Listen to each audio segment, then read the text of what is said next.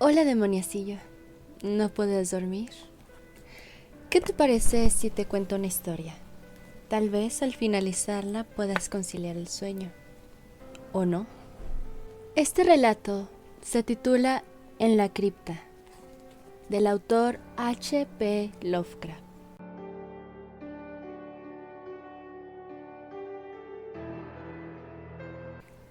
Nada más absurdo, a mi juicio, que esa tópica asociación entre lo hogareño y lo saludable, que parece impregnar la psicología de la multitud. Mencione usted un bucólico paraje yanqui, un grueso y chapucero enterrador de pueblo y un descuidado contratiempo con una tumba, y ningún lector esperará otra cosa que un relato cómico, divertido, pero grotesco. Dios sabe que la prosaica historia de la muerte de George Birch me permite contar ciertos elementos que hacen que la más oscura de las comedias resulte luminosa. Birch quedó impedido a cambio de negocios en 1881, aunque nunca comentaba el asunto, si es que podía evitarlo. Tampoco lo hacía su viejo médico, el Dr. Davis, que murió hace años. Se acepta generalmente que su dolencia y daños fueron resultados del desafortunado resbalón por el que Birch quedó encerrado durante 9 horas en el mortuorio cementerio de Pig Valley, logrando salir solo mediante toscos y destructivos métodos. Pero mientras que esto es una verdad de la que nadie duda, había otros y más negros aspectos sobre los que el hombre solía murmurar en sus delirios de borracho, cerca de su final. Se confió a mí porque yo era médico y porque probablemente sentía la necesidad de hablar con alguien después de la muerte de Davis. Era soltero y carecía completamente de parientes. Birch, antes de 1881, era el enterrador municipal de Pig Valley, siendo una persona bastante rústica y primitiva, incluso para cómo puede ser este tipo de gente. Lo que he oído sobre sus métodos resulta increíble, al menos para una ciudad, e incluso Pig Valley se había estremecido de haber conocido la dudosa ética de sus artes mortuorias en materias tan escabrosas como el apropiarse de los forros, invisibles bajo la tapa del ataúd, o el grado de dignidad que daba al disponer y adaptar los miembros no visibles de sus inquilinos sin vida a unos recipientes no siempre calculados con exactitud precisa. Más concretamente, Birch era dejado, insensible y profesionalmente indeseable, aunque no creo que fuera mala persona. Era sencillamente tosco de temperamento y profesión, bruto, descuidado y borracho. Y así lo probaba su fácil tendencia a los accidentes, así como su carencia de esos mínimos de imaginación que mantiene el ciudadano medio dentro de ciertos límites fijados por el buen gusto. No sabría decir cuándo comienza la historia de Birch, ya que no soy un relator avesado. Supongo que puede empezar en el frío diciembre de 1880, cuando el terreno se heló y los sepultureros descubrieron que no podían cavar más tumbas hasta la primavera. Afortunadamente, el pueblo era pequeño y las muertes bastante escasas, por lo que fue imposible dar a todas las cargas inanimadas de Birch un paraíso temporal en el simple y anticuado mortuorio. El enterrador se volvió doblemente perezoso con aquel tiempo amargo y pareció sobrepasarse a sí mismo en descuido. Nunca había colocado juntos tantos ataúdes flojos y contrahechos, o abandonado más fragantemente el cuidado del oxidado cerrojo de la puerta del mortuorio, que se abría y cerraba a portazos, con el más negligente abandono. Cuando por fin llegó el deshielo de la primavera, Las tumbas fueron laboriosamente habilitadas para los 9 silenciosos, frutos del espanto cosechero que les aguardaba en la tumba. Birch, aún temiendo el fastidio de remover y enterrar, comenzó a trasladarlos una desagradable mañana de abril, pero se detuvo tras depositar a un mortal inquilino en su eterno descanso por culpa de una tremenda lluvia que pareció irritar a su caballo. El cadáver era el de Darius Park, el nonagenario, cuya tumba no estaba lejos del mortuorio. Birch decidió que al día siguiente empezaría con el viejo Matthew Fenner, cuya tumba también se encontraba cerca, pero la verdad es que pospuso el asunto por 3 días, no volviendo al trabajo hasta el día 15, Viernes Santo. No siendo supersticioso, no se fijó en la fecha, aunque tras lo que pasó, se negó simplemente a hacer algo de importancia en ese fatídico 6º día de la semana. Desde luego, los sucesos de aquella noche cambiaron enormemente a George. La tarde del 15 de abril, viernes, Birch se dirigió a la tumba con caballo y carro, dispuesto a trasladar el cuerpo de Matthew Fenner. Él admite que en aquellos momentos no estaba del todo sobrio, aunque entonces no se daba tan plenamente a la bebida como lo haría más tarde, tratando de olvidar ciertas cosas. Se encontraba solo, lo bastante mareado y descuidado como para fastidiar a su sensible caballo, sofrenando junto al mortuorio, por lo que éste relinchó, piafó y se agitó, tal como lo hiciera la ocasión anterior cuando le molestó la lluvia. El día era claro, pero se había levantado un fuerte viento. Birch se alegró de contar con un refugio mientras corría el cerrojo de hierro y entraba en el vestíbulo de la cripta. Otro no podría haber soportado la húmeda y olorosa estancia, con los 8 ataúdes descuidadamente colocados. Pero Birch, en aquellos días, era insensible y solo cuidaba de poner el ataúd correcto en la tumba adecuada. No había olvidado las críticas suscitadas por los parientes de Hannah Bixby, cuando, deseando transportar el cuerpo de ésta al cementerio de la ciudad a la que se habían mudado, encontraron en la caja al juez Capwell bajo su lápida. La luz era tenue, pero la vista de Birch era buena, y no cogió por error el ataúd de Asaph Sawyer, a pesar de que era muy similar.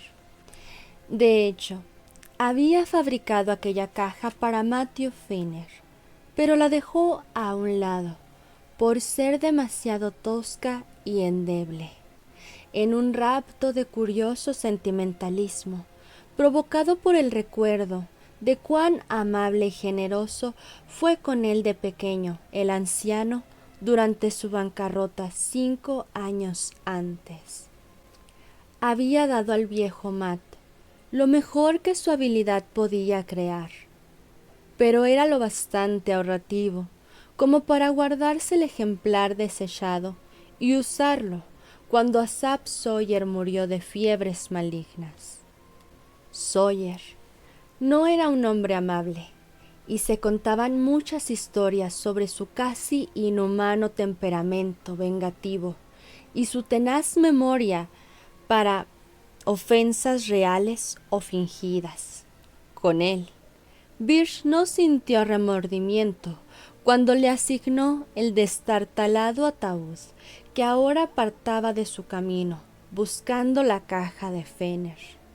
Fue justo al reconocer el ataúd del viejo Matt, cuando la puerta se cerró de un portazo, empujada por el viento, dejándolo en una penumbra aún más profunda que la de antes.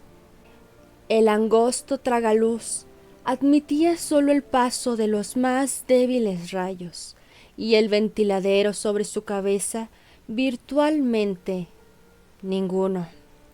Así que se vio obligado a un profano palpar mientras hacía un trastabillante camino entre las cajas rumbo al pestillo.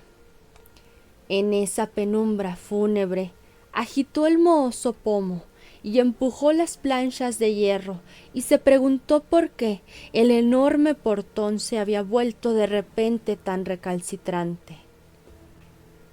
En ese crepúsculo, además comenzó a comprender la verdad y gritó en voz alta mientras su caballo, afuera, no pudo más que darle una réplica, aunque poco amistosa, porque el pestillo tanto tiempo descuidado se había roto sin duda, dejando al descuidado enterrador atrapado en la cripta, víctima de su propia desidia.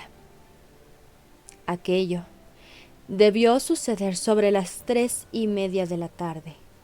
Birch, siendo de temperamento flemático y práctico, no gritó durante mucho tiempo, sino que procedió a buscar algunas herramientas que recordaba haber visto en una esquina de la sala. Es dudoso que sintiera todo el horror y lo horripilante de su posición, pero el solo hecho de verse atrapado tan lejos de los caminos transitados por los hombres era suficiente para exasperarlo por completo. Su trabajo diurno se había visto tristemente interrumpido, a no ser que la suerte llevase en aquellos momentos a algún caminante hasta las cercanías. Debería quedarse allí toda la noche, o incluso más tarde. Pronto apareció el montón de herramientas, y seleccionando martillo y cincel, Birch regresó entre los ataúdes a la puerta. El aire había comenzado a ser en exceso malsano, pero no prestó atención a este detalle mientras se afanaba, medio a tientas, contra el pesado y corroído metal del pestillo.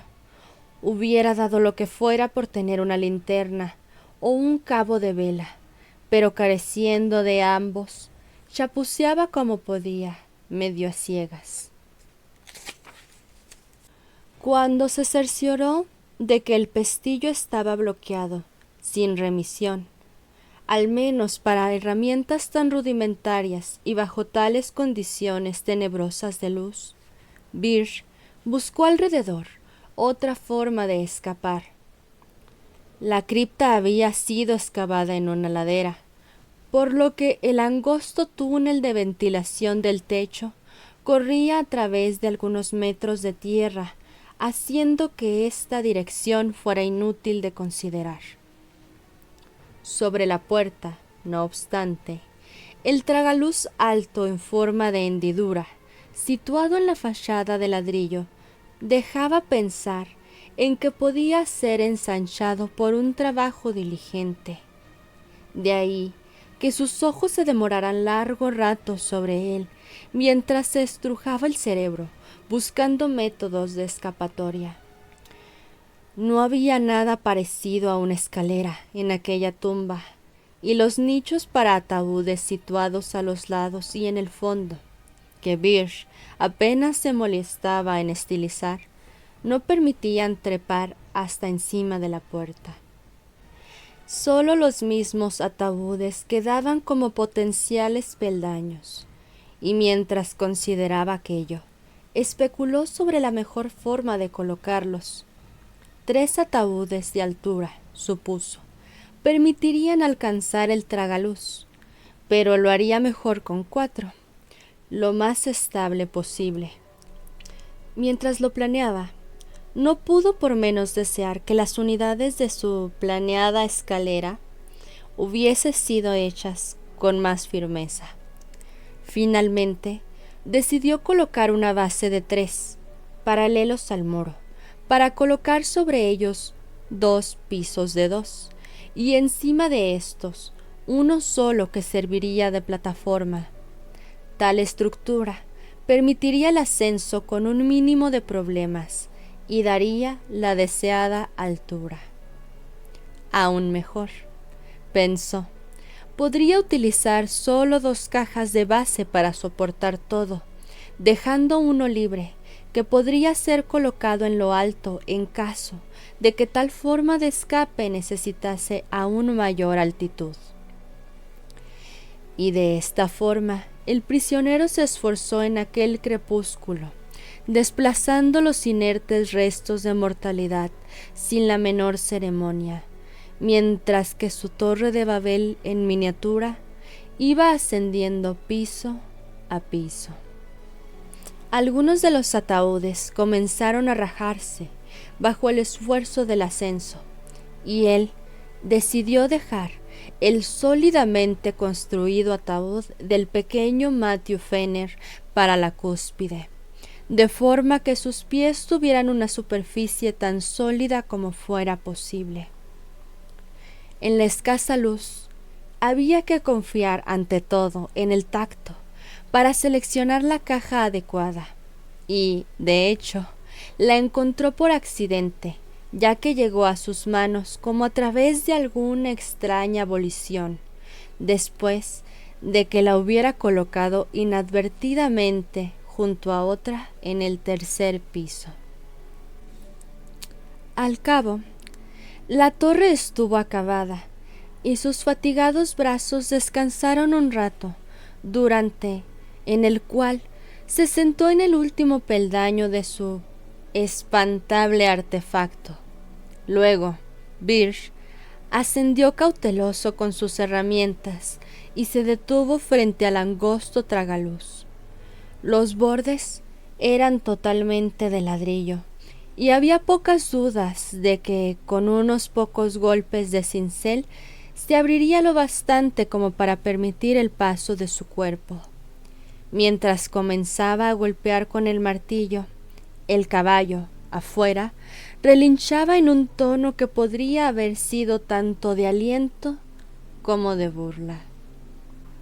Cualquiera de los 2 supuestos hubiese sido apropiado, ya que la inesperada tenacidad de la albañilería, fácil a simple vista, resultaba sin duda sardónicamente ilustrativa de la vanidad de los anhelos de los mortales, aparte de motivo de una tarea cuya ejecución necesitaba cada estímulo posible. Llegó el anochecer, y encontró a Birch aún pugnando. Trabajaba ahora sobre todo el tacto, ya que nuevas nubes cubrieron la luna, y aunque los progresos eran todavía lentos, se sentía envalentonado por sus avances en lo alto y lo bajo de la abertura. Estaba tan seguro de que podría tenerlo listo a medianoche, aunque era una característica suya el que esto no contuviera para él implicaciones temibles. Ajeno a opresivas reflexiones sobre la hora, el lugar y la compañía que tenía bajo sus pies, despedazaba filosóficamente el muro de piedra, maldiciendo cuando lo alcanzaba algún fragmento en el rostro. Al final, el agujero fue lo bastante grande como para intentar pasar el cuerpo por él, agitándose hasta que los ataúdes se mecieron y crujieron bajo sus pies. Descubrió que no necesitaba apilar otro para conseguir la altura adecuada, ya que el agujero se encontraba extrañamente en el nivel apropiado, siendo posible usarlo tan pronto como el tamaño así lo permitiera.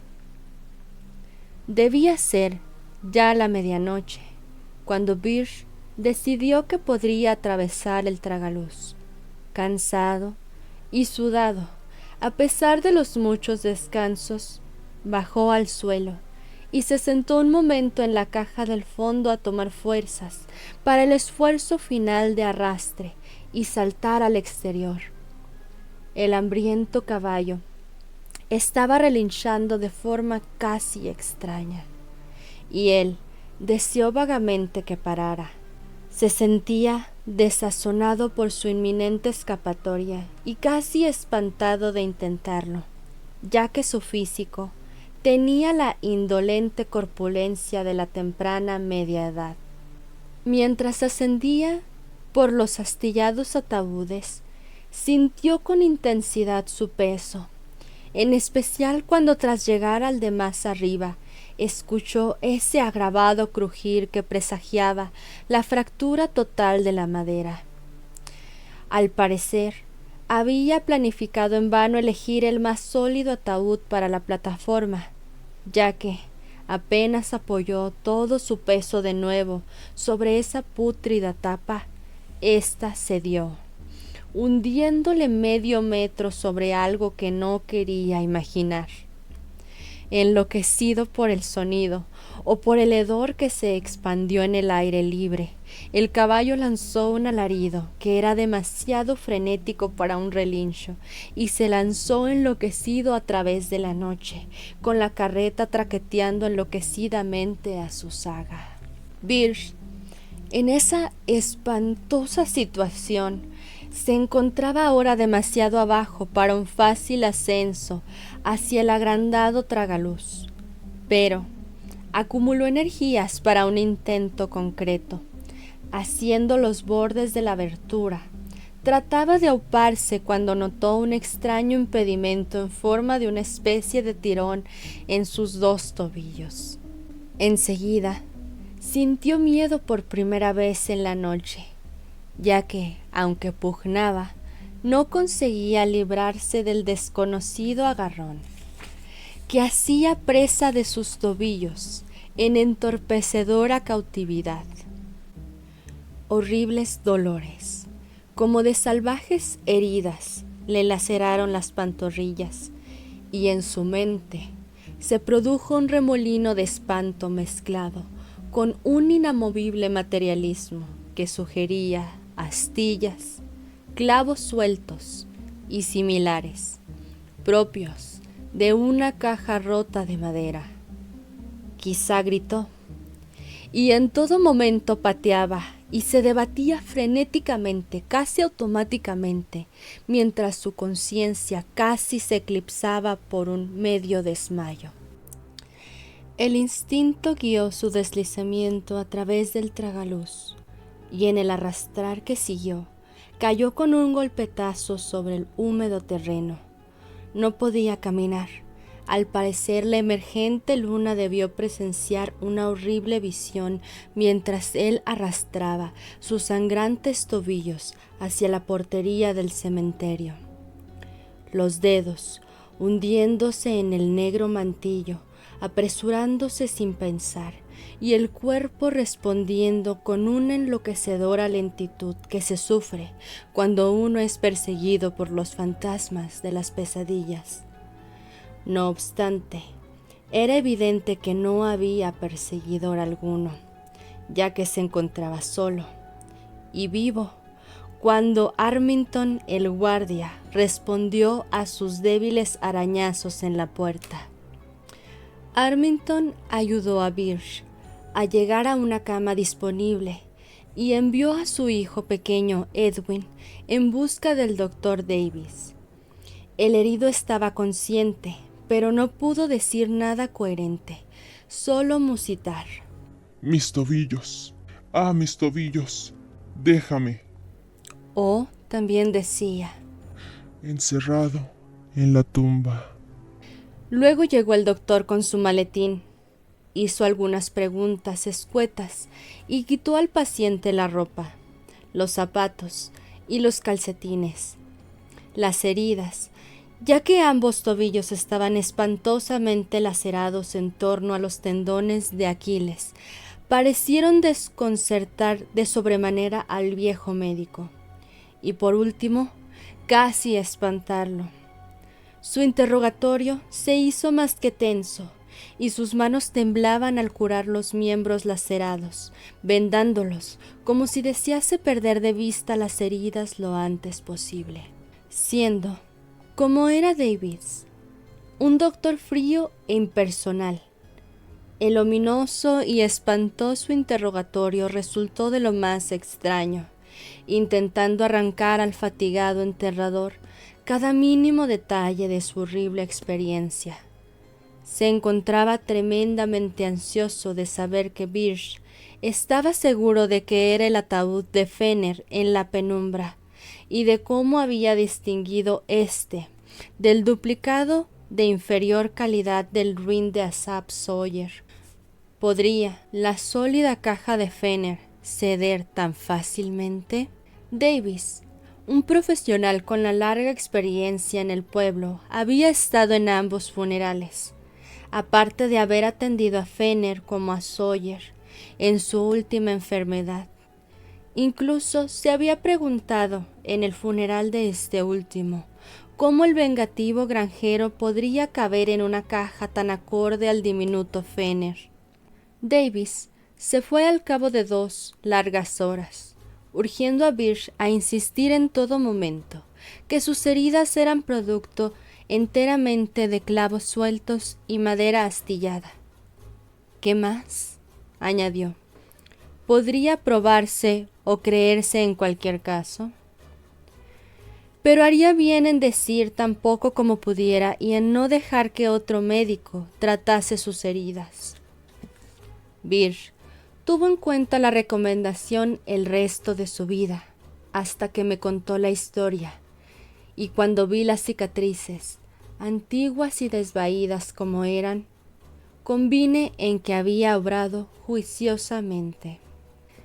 Quedó cojo para siempre, porque los grandes tendones fueron dañados, pero creo que mayor fue la cojera de su espíritu. Su forma de pensar, flemática y lógica, estaba indeleblemente afectada, y resultaba penoso notar su respuesta a ciertas alusiones fortuitas como viernes, tumba, ataúd, y palabras de menos obvia relación. Su espantado caballo había vuelto a casa, pero su ingenio nunca lo hizo. Cambió de negocio, pero siempre anduvo recomido por algo. Podía ser solo miedo, o miedo mezclado con una extraña y tardía clase de remordimiento por antiguas atrocidades cometidas. La bebida, claro, solo agravó lo que trataba de aliviar. Cuando el doctor Davis dejó a Birch esa noche, tomó una linterna y fue al viejo mortuorio. La luna brillaba en los dispersos trozos de ladrillo y en la roída fachada, así como el picaporte de la gran puerta, lista para abrirse con un toque desde el exterior. Fortificado por antiguas ordalias en salas de diserción, el doctor entró y miró alrededor, conteniendo la náusea corporal y espiritual ante todo lo que tenía ante la vista y el olfato. Gritó una vez, y luego lanzó un boqueo que era más terrible que cualquier grito.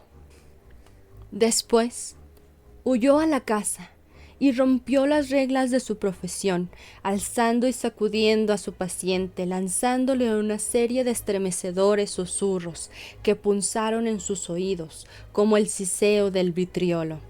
Era el ataúd de Asaph Birch, tal como pensaba. Conozco sus dientes con esa falta de incisivos superiores. Nunca, por Dios, muestre esas heridas. El cuerpo estaba lo bastante corrompido, pero si alguna vez he visto un rostro vengativo, o lo que fue un rostro, ya sabe que era como un demonio vengativo. Cómo arruinó al viejo Raymond 30 años después de su pleito en Lindes, cómo apateó al perrillo que quiso morderlo el agosto pasado.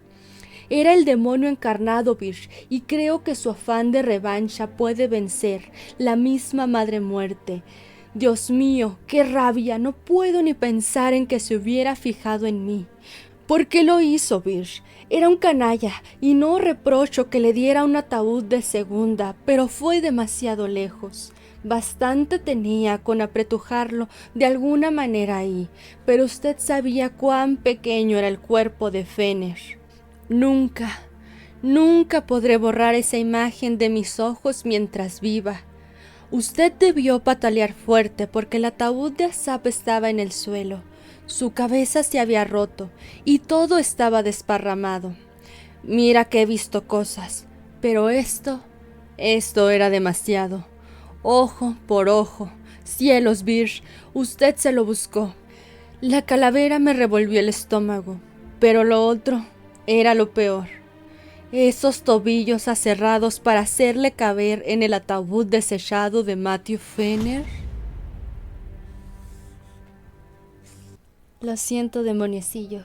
Creo que incluso terminamos un poco más despiertos que cuando inicié el relato. ¿Crees que haya sido venganza? ¿Crees que esta pueda traspasar los límites de la muerte? Y recuerda seguirme para encontrarnos en otra de tus noches en vela. Y te deseo dulces pesadillas.